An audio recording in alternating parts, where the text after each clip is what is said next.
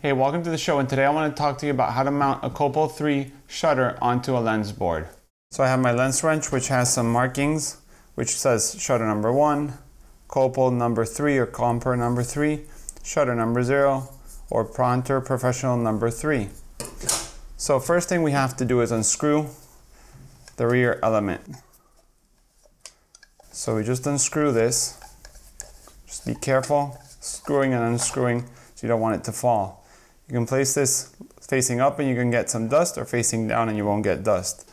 Now you have the lens board and the retaining ring, which is here. These little grooves here are for the lens wrench. So you don't have to remove the front element. This is the shutter, that's the spacer, and this is the retaining ring. So you basically grab your lens wrench,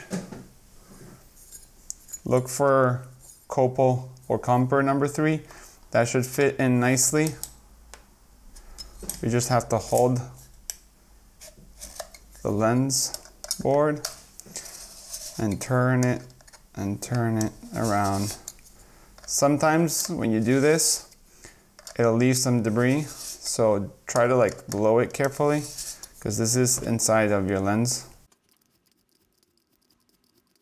You remove, you see, that's the retaining ring. You've got your lens board, and you have your spacer and your shutter.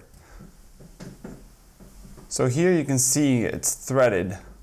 So if we were going to do this, basically you would have gotten your lens in the mail with this screwed in and this back element screwed in there. So we would have unscrewed the back element like I did, unscrew the retaining ring, taken off the spacer, and basically the spacer helps the lens board not be too close to the lens and let you move the aperture freely. In this case, it works fine because it has this little bit of a spacer, but some lenses don't have it, so that's why you put the spacer. So the first thing you have to do is put the spacer, you gotta center it. You can't have it on a corner like that. It should be centered so it can screw inside. Now we put our lens board on top. We grab our retaining ring and we start threading it with our hands. You'll feel it's going in, so slowly.